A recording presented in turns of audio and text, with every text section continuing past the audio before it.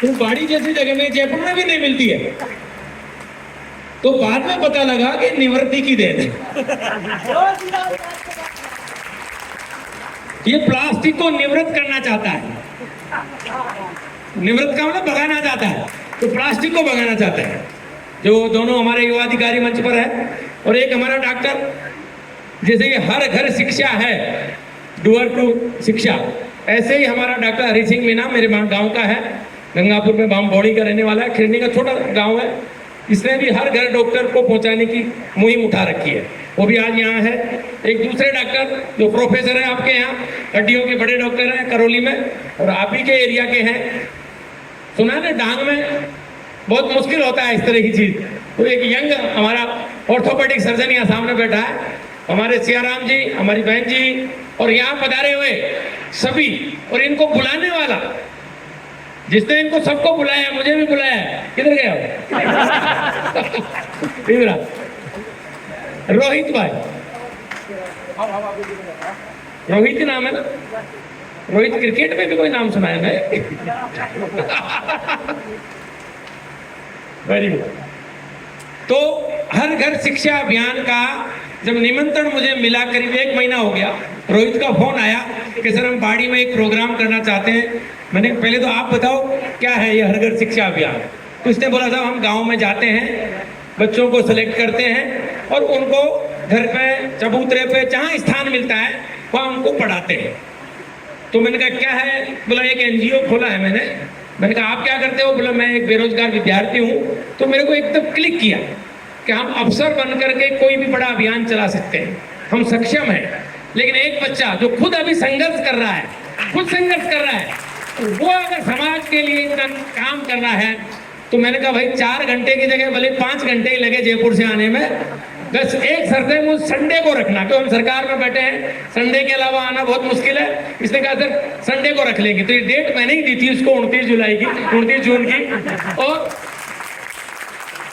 इसके कहने से मैं 4 घंटे दूर से आया, और सिर्फ इसलिए आया कि इसका जो मन है, इसकी जो टीम है, जो ये कार्यक्रम कर रहा है, ये इतना जबरदस्त कार्यक्रम है कि इसके रिजल्ट सदियों तक याद किए जाएंगे।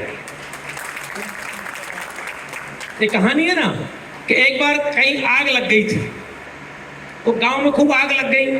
आग लगाने वाले तो कोई बुझाने वाला गांव से आया नहीं, देखते रहे आग लग रही है और लगने दो।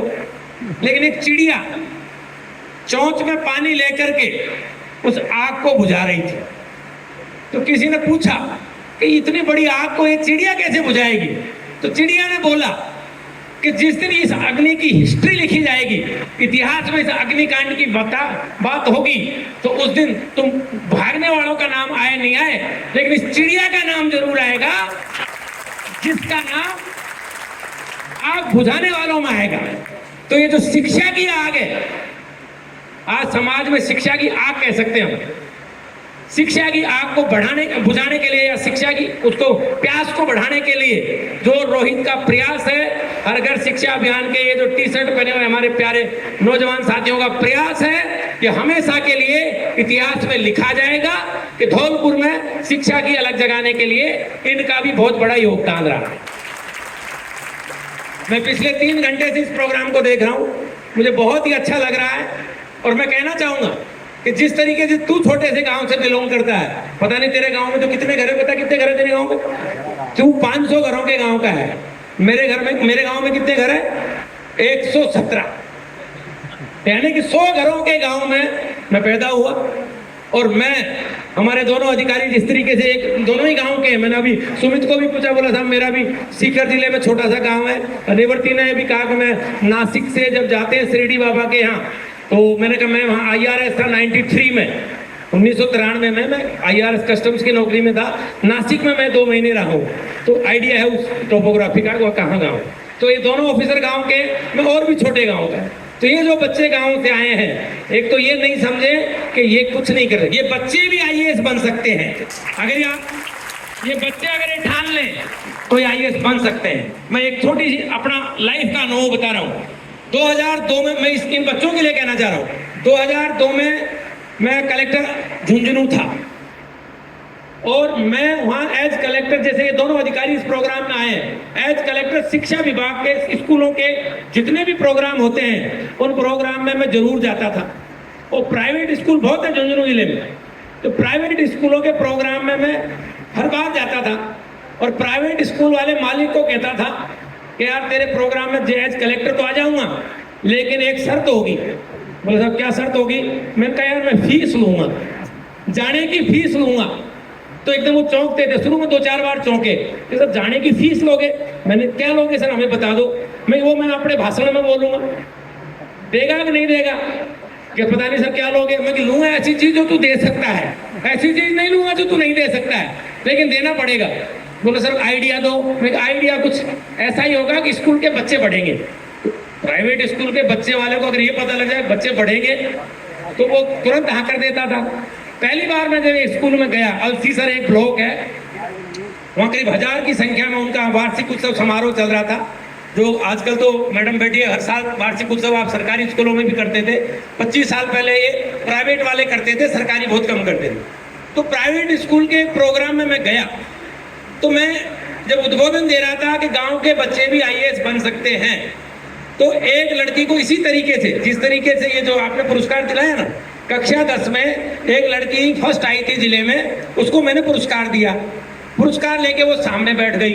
सामने बैठने के बाद वो अपनी दादी और नानी के साथ आई थी, मम्मी पापा तो थे ही। तो उसकी दादी उसको बोलती है, ये कहानी बाद में मुझे उसने बताई, उसकी दादी उसको बोलती है कि बेटा देखो ये कलेक्टर साहब ने जो भाषण दिया है कि गांव के भी कलेक्टर बन सकते हैं, अंग्रेजी नहीं आए तो भी बढ़ सकते हैं, और कितनी भी परिस्थितियां खराब हो आईएएस बनना आसान है, लेकिन मन में दृढ़ इच्छा शक्ति हो तो कोई भी आईएएस बन सकता है। तो मैंने जो भाषण में दिया तो उस लड़की को उसकी दादी ने बोला कि बेटा तू भी कलेक्टर बनना। तो लड़की कक्षा 10 में बोलती हाँ नानी और दादी को कहती दादी मैं भी कलेक्टर बनूंगी। और 2002 के बाद 2017 16 बैच में वो लड़की आईएएस बन गई। 16 बैच। उस लड़के का नाम है डॉक्टर मंजू चौधरी, जो अभी गंगानगर में कलेक्टर है, डॉक्टर मंजू। अब मुझे कैसे पता चला? 17 जैसे अभी निवृत्ति करा था, इनको भी मैं ओटीएस में एक क्लास में गया था, उसके यहाँ मैं ओटीएस में हमारा डिनर जो होता है डायरेक्टर का, उसमें जब मैं गया तो परिचय दिया तो वो पहचानती भी नहीं थी कौन है कुंजी। तो परिचय दिया ये सर कौन है, ये सर। मैंने कहा मैं कुंजीलाल मीणा हूँ। तो उसने मेरे पैर छीए, तो मैंने कहा सर मुझे पहचाने? मैं कि भाई मैं तो नहीं पहचाना। उसने कहा सर मैं डॉक्टर मंजू हूँ और झुंझुनू की हूँ, आप झुंझुनू कलेक्टर थे? कहा बेटा मैंने कहा मैं झुंझुनू कलेक्टर था। बोला सर आप अल्सीसर में कहीं गए थे? मैंने कहा मैं याद तो नहीं आ रहा पर मैं खूब जाता था प्राइवेट स्कूलों में। बोला आपने कहा था भाई कलेक्टर बनना चाहिए, ऐसे करना चाहिए, आपने झुंझुनू वाली कहानी भी सुनाई थी, झुंझुनू के लोगों ने मुझे कलेक्टर कैसे बना दिया। हाँ याद तो आ रहा है। बोला सर मैं 10वीं में आपसे पुरस्कार लिया था, और पुरस्कार लेने के बाद मैंने अपनी मम्मी दादी को कहा था कि मैं भी कलेक्टर बनूंगी। और 2017 में वो मेरे सामने, जब उसने मुझे ये सारी कहानी बताई तो मुझे लगा कि अगर रोहित बुला रहा है तो एक कलेक्टर नहीं 2 कलेक्टर धौलपुर जिले के भी कभी निकलेंगे। तो ये तुम्हारा जो प्रोग्राम है याद रहे। उसी तर्ज पे मैं बता रहा हूँ सुमित, इस साल मैं मसूरी अभी करीब अप्रैल में जाके आया हूँ। अप्रैल में राजस्थान के जो लड़के मिले, करीब 22 लड़के थे राजस्थान के, खूब आते हैं आजकल आईएएस में। तो मेरा 5 अप्रैल से 25 अप्रैल मसूरी में एडिशनल चीफ सेक्रेटरी बनने के बाद एक ट्रेनिंग आती है फेज 5, वो मैं करने चला गया था। वहाँ एक अगेन झुंझुनू का लड़का, उसका नाम प्रतीक चौधरी या मैं नाम भूल रहा हूँ, प्रवीण या प्रतीक में से एक नाम, इसी बैच का 2023-24 बैच का। वो जब राजस्थान वाले मिले तो वो आया, उसने भी मेरे सेम हिस्ट्री रिपीट की। उसने जाके कहा सर मैं झुंझुनू का हूँ, और एक कोई पब्लिक स्कूल का नाम बताया शहर का। मैंने कहा कि सर आप वहाँ आए थे एक बार हमारे वार्षिक उत्सव प्रोग्राम में। वो बहुत छोटा बच्चा था। मैंने कहा 2002 की बात है यार, वो तो मेरा बेटा भी 2002 में पहली क्लास में पढ़ते, तो पहली बच्ची तू लाया ना, मुझे वो याद आ गई। वो बच्चा कह रहा था मेरे पास आपकी फोटो है 2002 की, मैं 6 साल का था और आपने एज कलेक्टर मुझे पुरस्कार दिया था। 6 साल के बच्चे को अगेन झुंझुनू का वो चौधरी बच्चा मेरे को मसूरी में मिला, और उसने कहा साहब आपके प्रोग्राम की मेरे को फोटो है। उस फोटो को देख देख के मैं 8वीं में आया, 6 साल का बच्चे को मैंने पहली क्लास में पुरस्कार दिया होगा, किसी छोटी बच्ची को दिया था। वो 8वीं में पढ़ा, 10वीं में पढ़ा, 12वीं में पढ़ा, IIT किया। उसके मम्मी पापा उसको मेरा फोटो दिखाते रहते थे कि देखो बेटा तेरे को कलेक्टर ने 6 साल के को ये पुरस्कार दिया है, तेरे को भी कलेक्टर बनना है। तो ये मेरे को जो दोनों झुंझुनू के लड़का और लड़की की रियल स्टोरी मुझे पता लगी, तो मैंने कहा यार अब दोबारा बुढ़ापे में, अब तो अब नौकरी 3 साल की बची है, हम अपने आप को बुढ़ापे में मानते हैं नौकरी की लास्ट वाली तर्ज पे, यंग में तो खूब जाते थे, पर अब तुम बुला रहा है तो मैंने कहा जरूर जाऊंगा। इसके आने के पीछे का ये कारण है, क्योंकि अगर सीनियर अधिकारी कहीं गांव में जाता है, इस तरह के प्रोग्राम में जाता है, मोटिवेशन मिलता है, गांव के बच्चों को लगता है। क्यों हमारे जमाने में, मैं था 1980 में कक्षा 6 में, 80 का मतलब हो गया 40 और 5 45 साल, 45 साल पहले बहुत कम IAS ऑफिसर गांव में जाते थे। फिर भी मुझे थोड़ा सा याद है कि एक प्रतियोगिता होती थी टूर्नामेंट की, गंगापुर सिटी में GS संधू साहब 80 में नए IAS बने थे, 79 बैच के IAS ऑफिसर थे, वो हमारी टूर्नामेंट प्रतियोगिता का उद्घाटन करने आए थे। तो किसी ने कहा IAS में क्या होता है, IPS में क्या होता है, चाहे भली से वो ASP है तो भी SP कहलाएगा, IAS में चाहे SDM है तो भी कलेक्टर कहलाएगा, और चीफ सेक्रेटरी है तो भी गाँव वाले तो उसको कलेक्टर साहब ही बोलते हैं। मेरे को मेरे गाँव में अभी कुंजीलाल जी कलेक्टर साहब, भले additional chief secretary, principal secretary सब बन गए। तो उन टाइम पे जो SDO साहब ने परीक्षा हमारा उद्घाटन किया था टूर्नामेंट का, तब हमने किसी को IAS को पहली बार शक्ल देखी, थोड़ा थोड़ा याद है, तो मैं होशियार था पढ़ने में, तो याद रहता था हाँ यार कलेक्टर ऐसा होता है। उसके बाद में कक्षा 10 में, मैं 10वीं में जैसे ये बच्चे फर्स्ट आए थे, मेरी स्कूल में मैं फर्स्ट आया, और मेरी पंचायत में 1985 की बात है, मेरी गांव में राम सिंहपुरा था, मैंने कहा ना 117 घर है, मेरी पंचायत में एक IAS बना, 1985 में IAS बना, जून में रिजल्ट आया। उनका खेत और मेरा खेत बगल में था। मेरी जीजी, मदर को, माँ को हम जीजी बोलते हैं, मम्मी तो आज कहते हैं, पता नहीं हम सब लोग तो जीजी कहने वाले लोग हैं। तो मेरी जीजी जून में मूंगफली बा रखी थी, तो मूंगफली की रुखाड़ी करने गई। भरतलाल जी जो कलेक्टर बने थे, IAS बने थे, उनकी जीजी भी रुखाड़ी करने आई।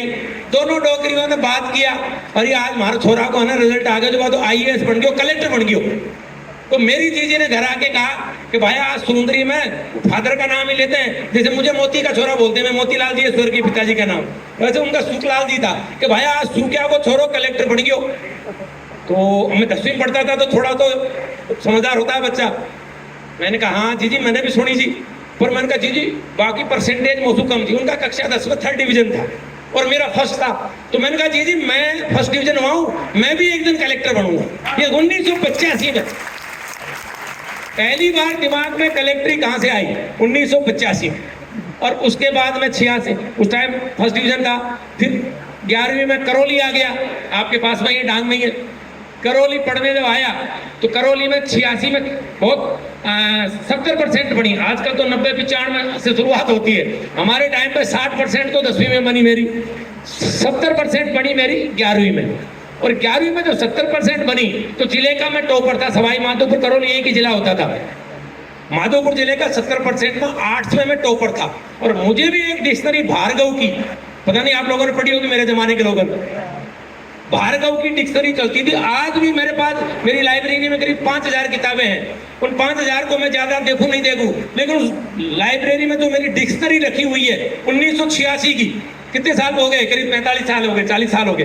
वो 40 साल पहले की डिक्शनरी को मैं पूज के रखता हूँ कि वो मेरे को पुरस्कार के रूप में मिली थी। जिन बच्चों को आज डिक्शनरी दे रहे थे तो मुझे वो 86 के दिन याद आ गए थे कि यार मेरे को भी ये डिक्शनरी मिली थी। और मैं अंग्रेजी में बहुत कमजोर था भाई, अंग्रेजी मेरे को आज भी नहीं आती, और अंग्रेजी की आजकल आना बहुत जरूरी है, मैंने थोड़ी थोड़ी सीख ली, लेकिन जब पढ़ता था तब अंग्रेजी नहीं आती थी मेरे को। मैं अंग्रेजी में फेल हो गया था। फर्स्ट ईयर में मैं टॉपर था यूनिवर्सिटी का, 76, हाँ ये थोड़ी छोटी है, मेरी वाली बड़ी मिली थी। तो मैं अंग्रेजी में फेल हो गया फर्स्ट ईयर में, और वैसे टॉपर था 76%।